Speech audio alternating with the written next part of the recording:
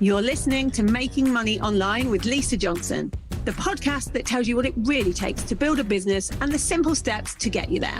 I'm determined to share with you the reality of easy, simple business marketing tips to make passive income so that you can start making money online. Making Money Online is sponsored by Nicola J. Rowley PR, helping entrepreneurs and brands get visible through strategic storytelling. If you're serious about being seen and impacting the lives of others, harnessing the power of PR is the best way to grow and scale your business. Visit njrpr.com for more details and read Nicola's best-selling book, The Power of PR. Hello and welcome to this week's episode. Today I want to talk a little bit about trauma and about attachment and about everything that goes with that. We know that in business, well, most of us know that in business, sometimes the reason that our business isn't working isn't because we've not got the right strategy, or even that, it might not even be our mindset in the way we normally think about mindset. It might be because we're holding on to things that happened years and years ago. And so I wanted to bring in an expert. I have with me today, Dr. Clair Burley. Dr. Clair is a clinical psychologist. She's an expert in attachment and trauma. So welcome to the show. Thanks for having me. No worries. What I wanted to talk about first, because you are, and I've known for some time, you are a clinical psychologist and you do this professionally and have done this professionally for years and years. And you've come online, you've got private practice and you've been doing it in the NHS. And then you've come online to work online. That must be quite strange for someone that's always done this in private practice anyway.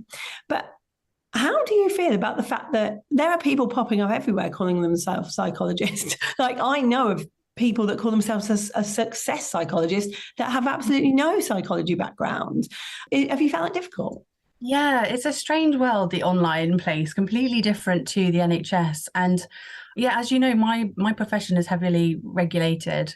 So coming into the online space and finding there isn't the same or anywhere near the same level of regulation has been interesting.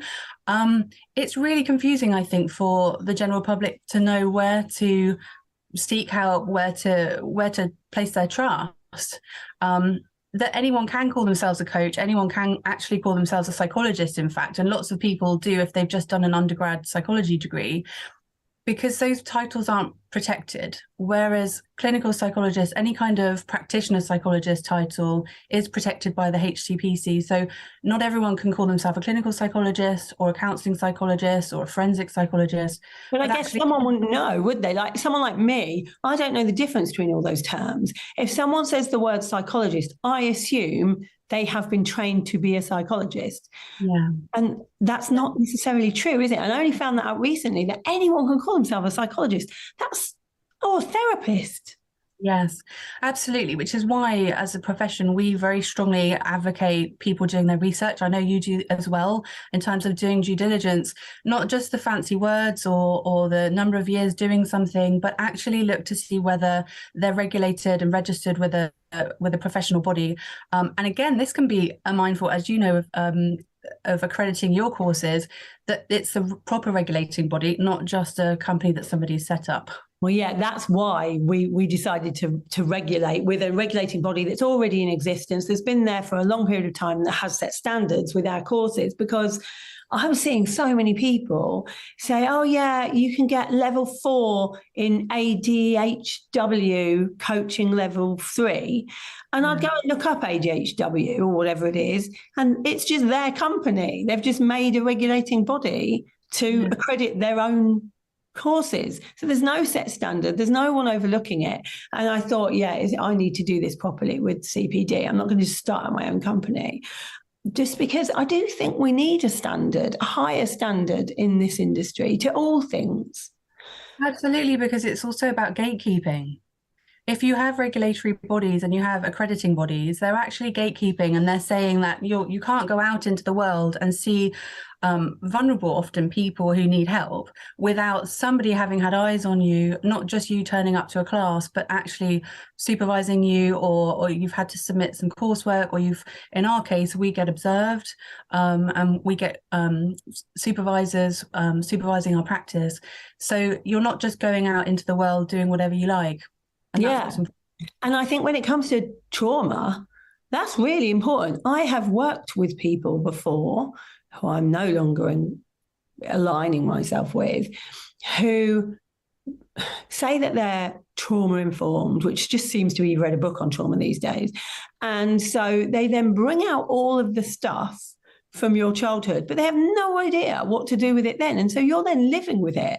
I've seen this happen to so many people. It's really important that, these people are qualified to know what to do when they do bring up this stuff, because it can cause so many issues in people. And look, I've got all this out of you, look how good I am, but then what?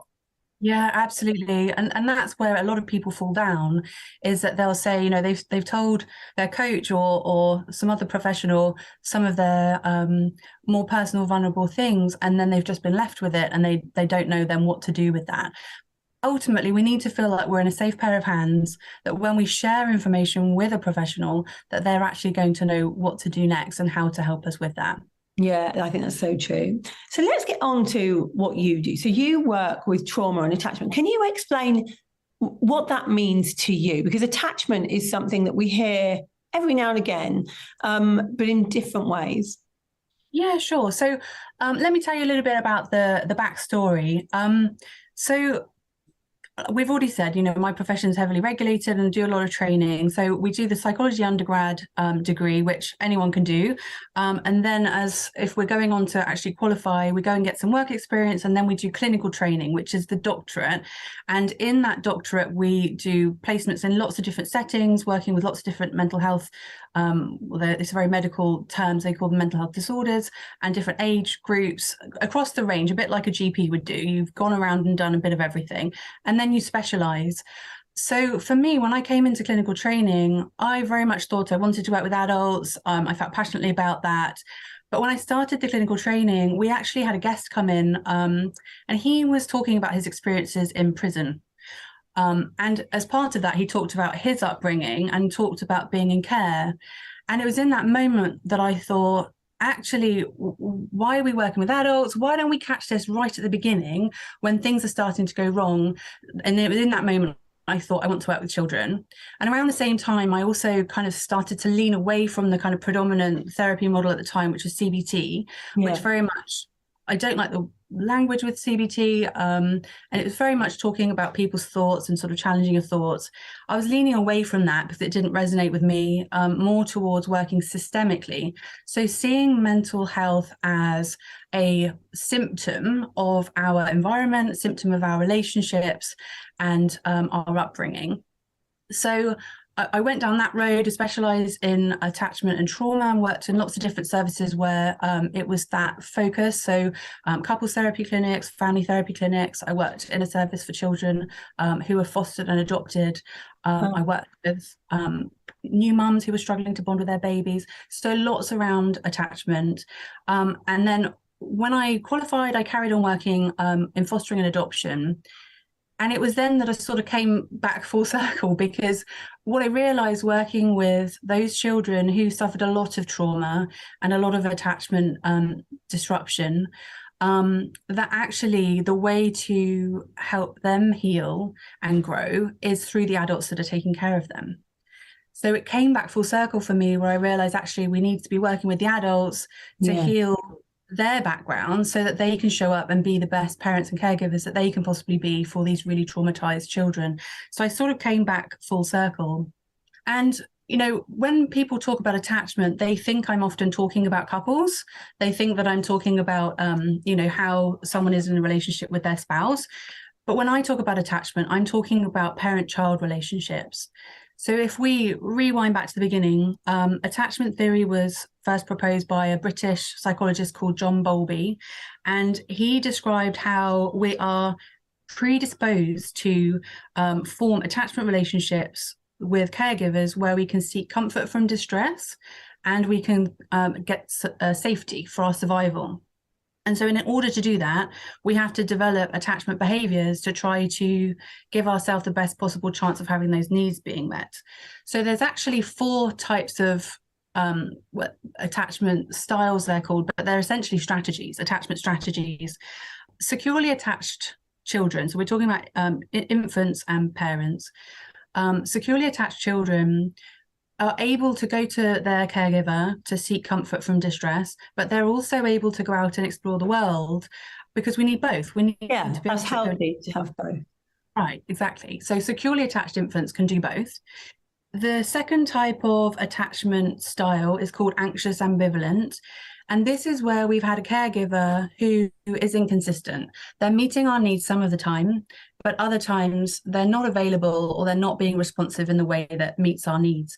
So what we do is we switch off our desire to explore our environment, and we focus completely on sticking close to our caregiver so that we give ourselves the best possible chance of having those needs met. So this is where you see the clingy children who are kind of attached at the leg to their mum or dad, and they're not going off to explore the world. And that's because they want to be there to get their needs met. And that's about 20% of the population. Securely attached is about 50%. Okay. The third style is called insecure avoidant, and that's about 25%. This is when we've had a caregiver who isn't really available or doesn't respond in a way that really meets our needs. So what we do is we switch off the moving towards the caregiver, because that's painful. If we're going to get our needs met and our caregiver isn't able to meet our needs, that becomes so painful that what we'll do is we'll switch that off, that attachment behavior, and we'll spend all of our time in the world. So this is where we develop the idea, I'm better off on my own, I'll figure out for myself, I won't rely upon other people. And so we just end up then disconnecting and going it alone. And this also can happen a lot more with boys, anecdotally, because of the way we raise our boys. We teach them, not to be emotional or not to come to us with their needs, that they sort of have to tough it out. So you can see this style more with boys as well. And then the final style is disorganized. And this is where the person who's supposed to be meeting our needs is also the source of our threat and danger. So this happens a lot of time in abuse situations where there is no clear strategy for getting our needs met. And so we can't go towards our caregiver, but also we're not safe in the world. And so it's a more disorganized, there is no clear strategy in that case. So for me, why this is so important is because these attachment relationships and the developing styles that we've developed growing up form such a huge part of our foundations of why we are the way that we are.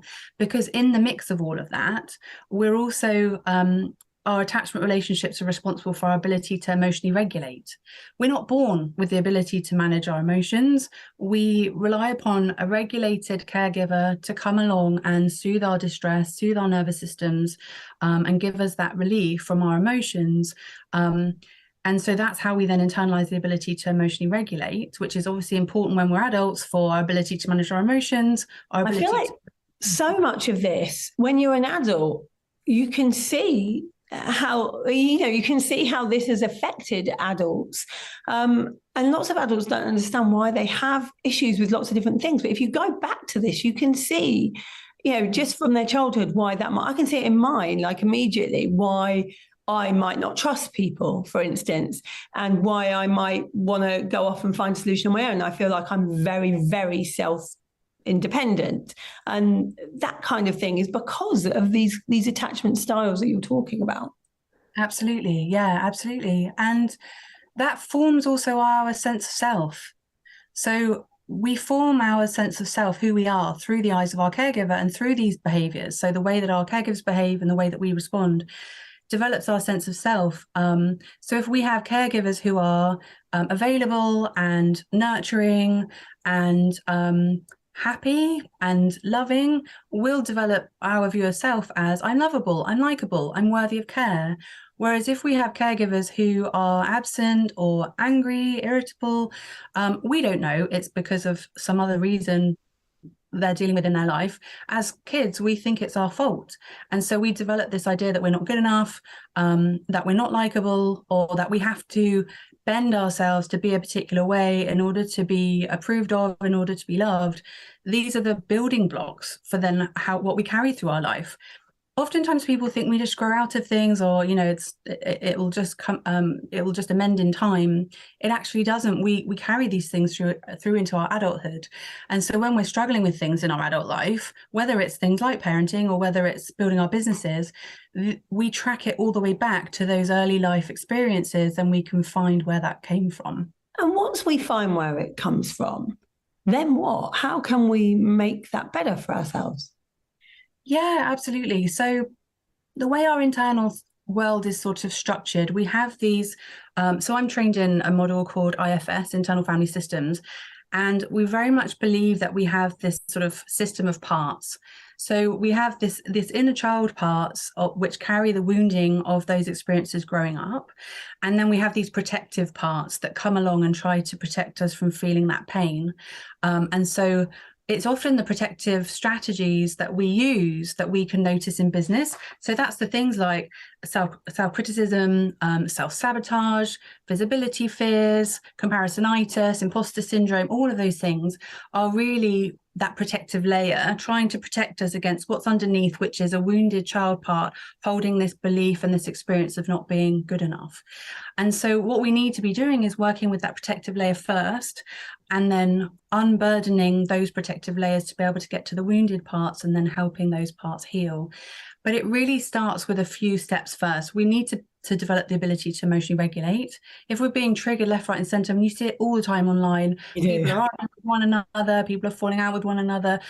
I come from a very compassionate place. I can often see what's being triggered in people and why they're responding the way they are. When we're activated a lot of the time, when we're being triggered and we're spending a lot of time feeling the stress and anxiety or anger or whatever else we're experiencing, we can't get to the healing because we're just so triggered. So the first job is really emotionally regulating, learning how to look after our emotions, how to look after ourselves when we're being triggered. And then we want to spend more time connecting and being present with our internal world, which lots of people find really hard. This is why people don't like meditating. It's why people get bored with things or they resist doing things, because it can be really difficult actually to slow down and start to be present with what we've got going on inside. Often because we have a sense that there's something under the surface that's uncomfortable or difficult or painful. Yeah, and you don't want to face it. I've seen that with my clients where they don't want to go any deeper. They just want to continue. The problem with that is that patterns show up over and over again, and it doesn't matter what I teach. Like, I will see the same pattern show up, that they won't be visible or they will be triggered by somebody and just keep showing up because nothing's healed. And so that pattern will just be there forever. Yeah, and those protective strategies are really strong and powerful. We've used them for a long time. They probably worked initially. We don't realize that that's what's happening, and so we feel like we don't have any other choice. And so we can hold really strong on those protective strategies, believing that's the only way to see us through.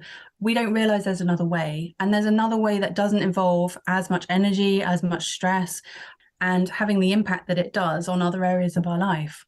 Yeah, I think that's if so many people realised the link between this, I think it would change quite a lot online, because you do see these people being triggered left, right and centre. And I was like that before I kind of dealt with my inner child, if you like, and healed that inner child. Because I was bullied when I was younger, if anyone said anything to me online, my protective part would go into defense mode. And I could see it happening over and over again. And it's exhausting, the energy spent on it was exhausting. And then once I'd done this kind of work on realizing there is another way to deal with it, you have to be involved in anything if you don't want to. No one's going to make you. It changed everything for me, and it really just calmed me, and my nervous system thanked me for it, because I could see what it was doing. Your nervous system, if your nervous system is constantly on high alert, you will get ill. Exactly. I've seen it happen, not just to me, but to others. Yeah. And it robs us from our quality of life, not just in terms of health and wellness, but in terms of being constantly switched on to a state of threat. That our quality of life, if we're living our life in that state of ever-present threat, is totally different than when we're able to switch into a restful mode and actually calm and be present. And the quality of our relationships, the quality of our lives will really improve. Yeah, I can totally see that. So who do you work with now? Like, you obviously have your private practice, but online, you work with business owners. And do you work with people that are seeing these symptoms of comparisonitis, imposter syndrome, and all the things? Yeah, it's such a really common internal pattern. Self-doubt, self-sabotage, fear of judgment. It's just so strong and powerful, particularly in online space. I think when people are in employed positions and they're in their comfort zone, they've got their colleagues that they know and they're able to kind of shape their jobs the way they want, they stay kind of away from those challenges. Whereas for those of us in business, in the online space, we're stretched outside of our comfort zones. We're having to be visible. We're kind of in those spaces that trigger a lot of these things. So I see this in a lot of business women, and it's a really common pattern. What happens is that people don't realize how common it is, that it's a part of the human condition. It's and understanding it in the ways that we've been talking about. They believe strongly that it's actually them, and that they're the only ones that feel that way, that this signifies that there's something wrong with them, that they're not the one, like the imposter syndrome thing, that they don't belong or they're not competent enough. And it's only in shifting that pattern and realizing that it's not something about them, it's based on their experiences, and that this pattern is really common across people, where we can really see those shifts. If somebody's listening right now and is like, I feel all of these things, and maybe they can recognize where it might have come from as well, where is the best place for them to get in touch with you? Yeah, absolutely. You can come and find me on my website, or I'm on Instagram a lot of the time. I'm on Facebook, all the usual bases. Just reach out. I do offer initial calls with people to chat things through. I know that it's a big step, reaching out to somebody, particularly in the therapy space. It can feel a bit more daunting. So I offer that 15 minutes, 20 minutes to just have a chat, answer any questions. So yeah, I welcome anyone to reach out if that's resonating with them. Brilliant. Thank you for being here. That was Dr. Clair Burley. And if you need to reach out, please do. We'll put all of the links in the show notes as well, so you can do that there. Thanks very much. Thank you for listening to Making Money Online with Lisa Johnson. If you'd like to get hold of my guide to launching, go to lisajohnson.com/launch and let's get you making money online.